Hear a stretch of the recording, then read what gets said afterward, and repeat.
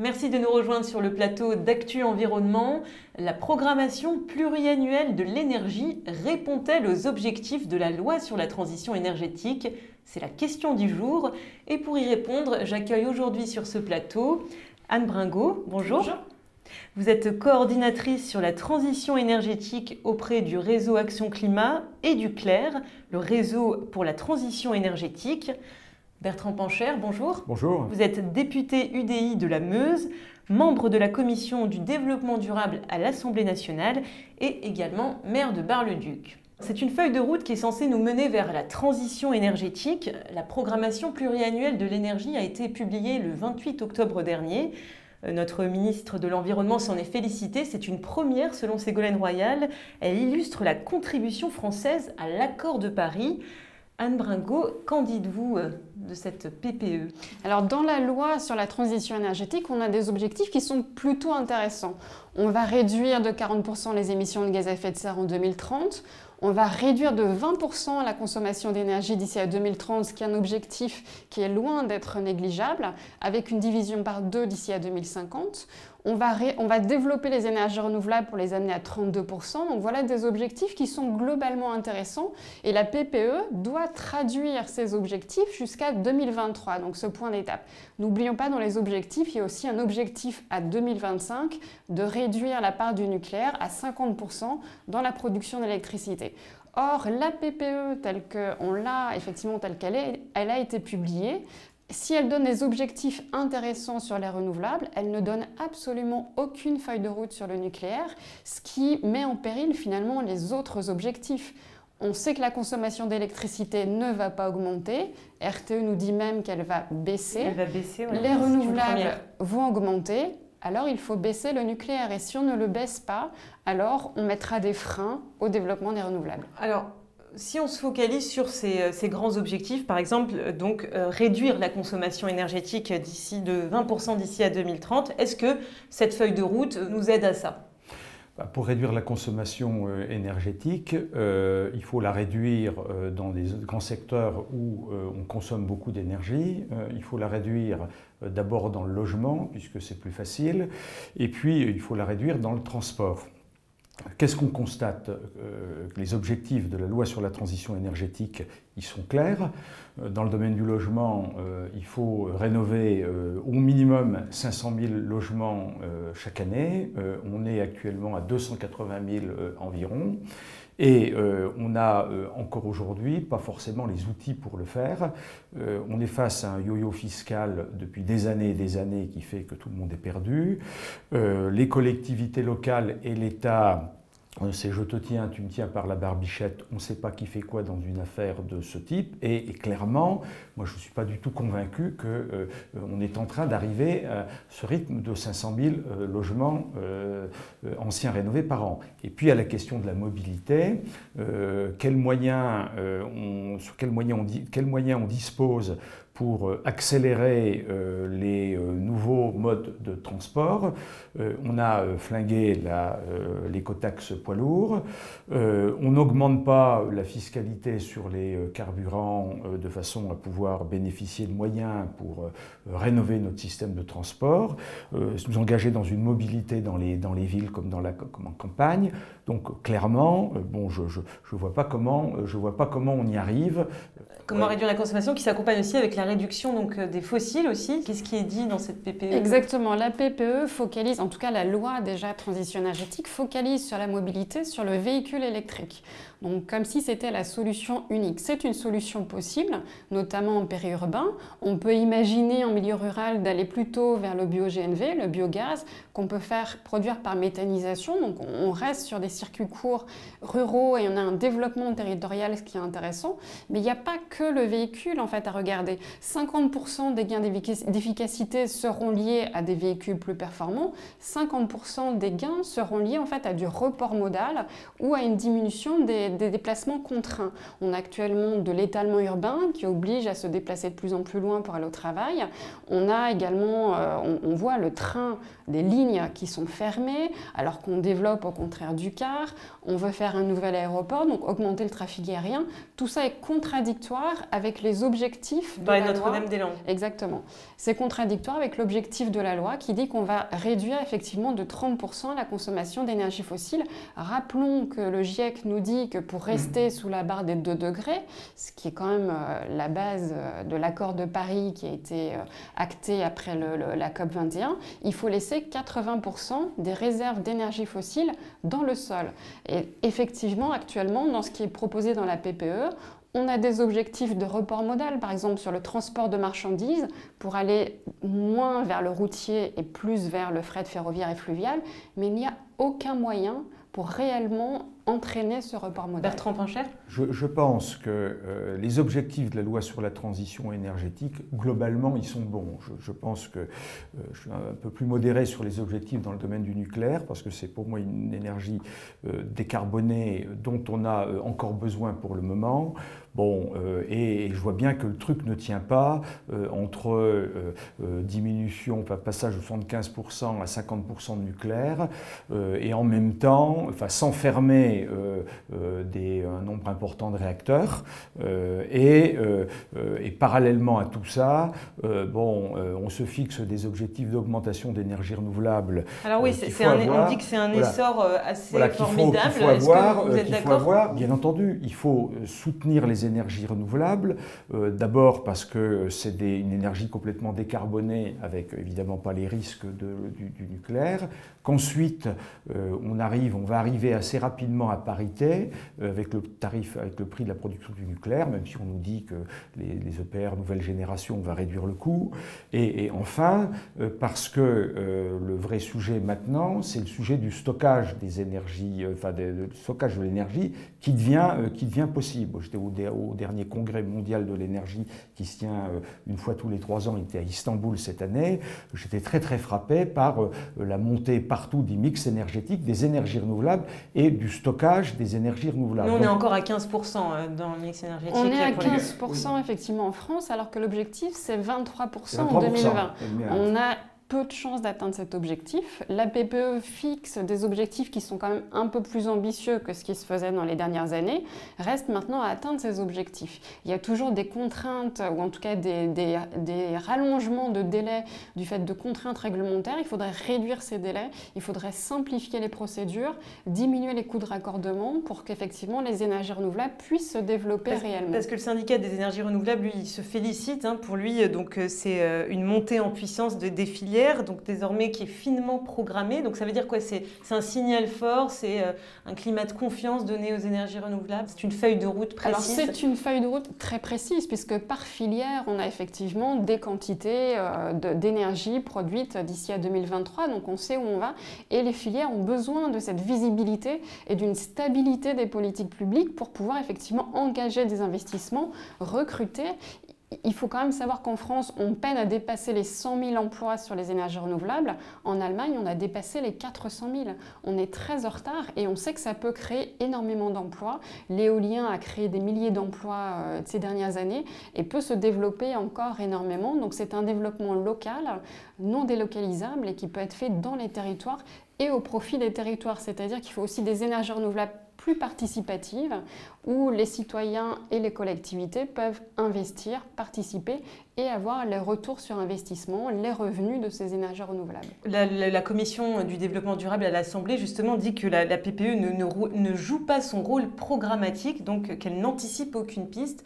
Pourquoi? C'est essentiellement parce qu'il y a ce silence sur le volet nucléaire, Bertrand Pincher? Moi, je pense qu'on refuse d'admettre l'idée qu'on doit changer de modèle.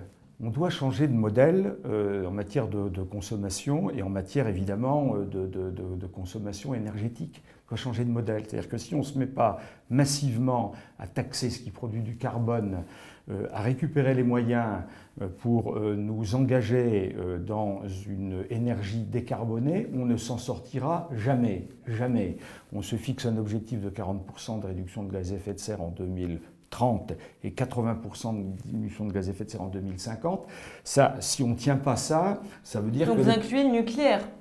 C'est-à-dire quand vous dites décarboner. Quand je dis oui, décarboner, nucléaire ou sans nucléaire, peu importe, on se fixe cet objectif-là. Bon, la loi sur la transition énergétique fixe un objectif de réduction du nucléaire. Mais même sans ça, même sans la réduction, même en continuant à conserver le nucléaire, si on dit il faut conserver le nucléaire, simplement il faut qu'on trouve des moyens et qu'on réinjecte très massivement ces moyens pour que demain nos logements soient construits en très très basse consommation d'énergie, ou en tout cas avec de l'énergie qui ne consomme pas du gaz à effet de serre, que les modes de transport ça soit pareil, que la fabrication dans le domaine de l'industrie ça soit pareil. Il faut des moyens très très lourds. Et on est tétanisé par cette idée de mettre en place une taxe carbone qui est à la hauteur de la transformation de notre pays. Puisque les entreprises disent oh, on ne va pas les taxer, on ne va pas être taxés. On reste sur les anciens modèles, on dit oh, mais il faut foutre la paix aux entreprises, etc. Bon, regardons un peu les modèles ailleurs, les modèles d'Europe du Nord, on taxe largement le carbone, et avec ça on diminue la fiscalité de façon très forte. Les consommateurs payent plus cher leur énergie, payent plus cher certaines consommations. Bien, il faut qu'on mette tout le monde face à ses responsabilités. Comme on a peur de le faire, on fait une grande loi avec des grands objectifs. Et vous n'y croyez pas. Vous avez accordé une interview à Actu Environnement il y a 2 ans où vous disiez déjà que les réductions en termes de nucléaire, c'était uniquement des promesses pour faire plaisir aux écologistes.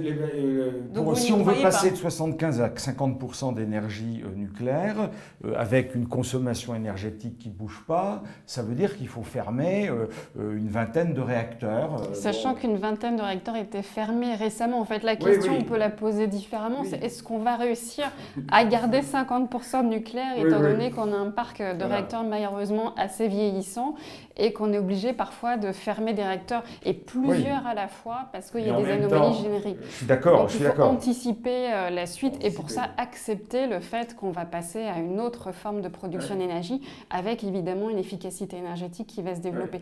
Et je suis d'accord sur la fiscalité. En revanche, on a une fiscalité carbone actuellement qui existe et il faut noter le fait qu'elle a été effectivement mise en place, cette composante carbone, avec une trajectoire d'augmentation jusqu'à 2030.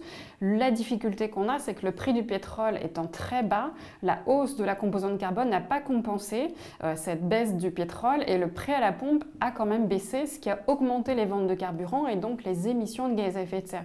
Et donc il faut vraiment revoir à la hausse cette fiscalité et surtout utiliser le produit de cette fiscalité écologique pour la transition énergétique. Actuellement, la majorité du produit de cette taxe va au CICE, donc est saupoudré sur un ensemble d'entreprises sans critères du tout environnemental.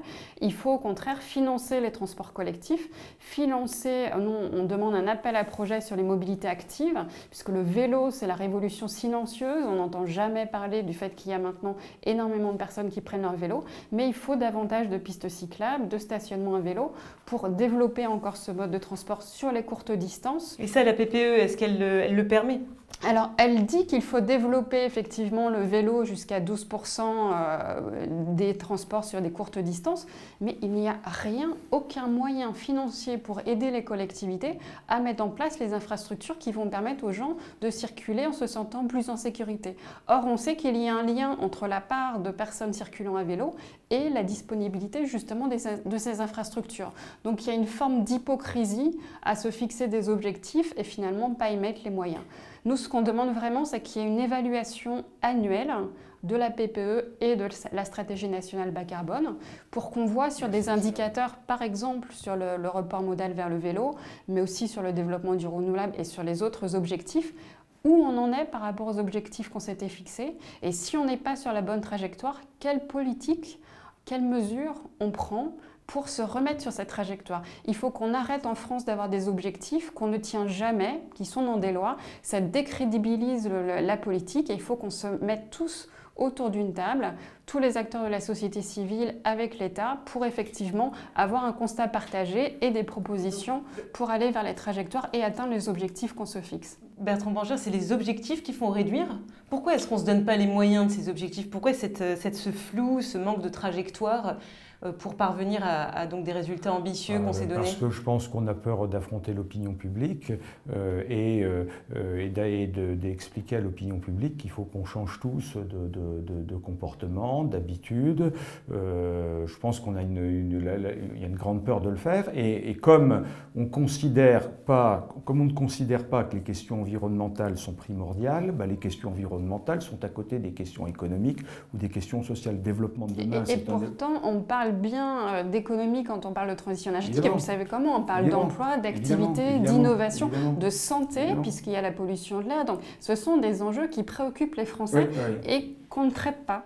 Mais j'observe que personne ne porte l'idée d'un développement humain, c'est-à-dire à la fois économique, parce qu'il faut de l'économie, à la fois sociale et à la fois environnementale. Donc si on commence déjà à porter cette question de développement humain, on voit que toutes les questions des journalistes matin, midi et soir, c'est pas vous heureusement, mais c'est emploi, pouvoir d'achat, sécurité, c'est important tout ça, mais on va dépasser les 3 degrés d'augmentation de température à la fin du siècle. Enfin, c'est quand même les jeunes qui vont quand même supporter tout ça. On est en capacité de changer de modèle, c'est pas compliqué de changer de modèle.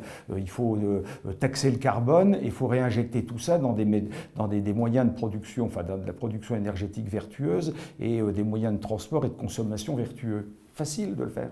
En plus, ça crée beaucoup d'emplois, vous avez raison de le dire. Quand on passe de 250 000 logements rénovés par an à 500 000 logements rénovés par an, c'est 250 000 emplois en plus par an, parce qu'une rénovation lourde, c'est à peu près 50 000 € par an. Bon. Quand on réinjecte 1 milliard d'euros dans des infrastructures de transport dans le domaine de la mobilité, c'est 10 000 emplois pendant 10 ans. Vous faites ça régulièrement, vous voyez qu'on crée un nombre d'emplois, mais vraiment considérable. Des emplois auxquels on n'a pas l'air d'être tout à fait préparé non plus. On n'a pas non plus l'infrastructure adéquate pour former ces personnes. Pas 10 000, c'est 100 000, pardon. 100 000 emplois dans le domaine du transport, c'est énorme. Alors oui et non, en fait, la PPE, puisque là, il y avait eu d'autres programmations avant, donc cette fois-ci, le législateur et avec la pression de la société civile a intégré le fait que la PPE doit intégrer une programmation des emplois et compétences. C'est-à-dire qu'on sait qu'il y a des secteurs qui vont baisser en termes d'emploi et d'autres qui vont augmenter. Et donc, avec la PPE qui donne le cadre, on doit aussi avoir ce plan sur les emplois et compétences. On l'attend toujours, c'est ça la difficulté. Et on voit qu'on a toujours ce frein. Dès qu'on dit qu'on va fermer une centrale nucléaire ou qu'on va fermer une centrale à charbon, évidemment, les salariés ne sont pas contents et les collectivités non plus qui vont perdre des ressources fiscales. C'est un fait, il faut mettre les gens autour d'une table, prévoir effectivement, anticiper quelques années avant, c'est ce que doit faire normalement la PPE, et voir quelles sont les reconversions professionnelles qui sont possibles. Mais encore faut-il y croire à ces changements de secteur, cette décrue de certains secteurs énergétiques, puisqu'on a l'impression que finalement, même si on fait la part belle aux énergies renouvelables, on ne leur fait pas non plus une place en restant donc accrochés au silence quant à l'équilibre énergétique. Exactement, le problème c'est qu'on n'a pas voulu, le gouvernement n'a pas réellement voulu trancher sur cette question de l'évolution notamment du parc nucléaire. Sur le charbon, les centrales à charbon, il y a quand même des allers-retours finalement dans la PPE, on dit que les centrales à charbon devront être fermées en 2023, mais il n'y a pas d'annonce actuelle sur des plans de reconversion et on ne peut plus faire des annonces de fermeture sans avoir en même temps des plans de reconversion pour les activités. Donc il faut avoir des prévisions au niveau national, il faut que ça se fasse au niveau régional dans les schémas qui vont se préparer, il faut que ça se passe au niveau des bassins d'emploi aussi pour donner des perspectives aux salariés. Alors comment interpréter le fait que l'État ait demandé à EDF dans un délai de 6 mois d'établir un plan stratégique qui prenne en compte les orientations de la PPE ? Alors en fait, le plan stratégique d'EDF est déjà dans la loi, c'est-à-dire que la loi disait la PPE va donner le cadre, en fait sur le nucléaire, la PPE devait donner l'évolution en termes de puissance installée ou de nombre de réacteurs, combien de réacteurs on va fermer, quelle puissance nucléaire on va baisser, et ensuite EDF, 6 mois plus tard, doit faire un plan stratégique qui dit quels sont les réacteurs finalement qui vont être fermés à quelle échéance. Le gouvernement n'ayant pas tranché sur la baisse de la puissance nucléaire ou sur la baisse du nombre de réacteurs, transmet le bébé à EDF et dit non seulement EDF doit faire son plan stratégique, mais il doit respecter les 50% de nucléaire en 2025. Débrouillez-vous, ce plan stratégique dans 6 mois, on est très très proche des élections, on peut avoir quand même des doutes sur le fait qu'il sorte. Bertrand Pancher, pour conclure. Oui, on a mis 3 ans pour voter la loi sur la transition énergétique. On met, près de 4 ans. On a attendu plusieurs mois, 3 ans, oui, on a attendu 1 an pour les conditions de mise en œuvre. On arrive à la fin de cette mandature en maintenant demandant à EDF d'expliquer comment tout ça va être mis en place. Moi, je fais n'importe quel pari que tout le monde attend que les prochaines élections arrivent et on va constater que tout ça n'est pas tenable. Donc, je trouve que c'est pas raisonnable. Je trouve réellement que c'est pas raisonnable. Je trouve que tout évidemment n'est pas mauvais. Que doivent faire ceux qui vont succéder alors? J'espère que ceux qui vont revenir vont être titillés par les grandes organisations environnementales. Ils le sont par l'opinion publique, par un certain nombre d'élus, et j'ai la modestie de penser que j'en fais partie, qui vont quand même expliquer qu'il n'y a pas d'autre choix que d'amorcer un changement complet de modèle. Anne Bringot, un petit mot avant de... Alors juste pour dire qu'on voit ces freins au niveau national avec un petit peu les lobbies des industries actuelles qui ne veulent pas vraiment changer vers un nouveau modèle. Mais par contre au niveau local et territorial, ça bouge énormément. Il y a des territoires à énergie positive où on s'engage vraiment vers le 100% énergie renouvelable. Il y a de plus en plus de villes dans le monde qui s'engagent vers le 100% énergie renouvelable. Et nous on croit beaucoup effectivement, puisque la transition énergétique c'est forcément des actions de proximité, sur la rénovation des logements, sur la mobilité, sur les renouvelables adaptés aux ressources des territoires. On croit vraiment au rôle des territoires avec les acteurs locaux, citoyens, collectivités et acteurs économiques. Finalement, comme ce qui s'est passé à la COP, tout a reposé apparemment sur les acteurs non étatiques. Mais écoutez, merci à vous pour avoir contribué à répondre à cette question. Merci aux internautes de nous avoir suivis et je vous dis à très bientôt.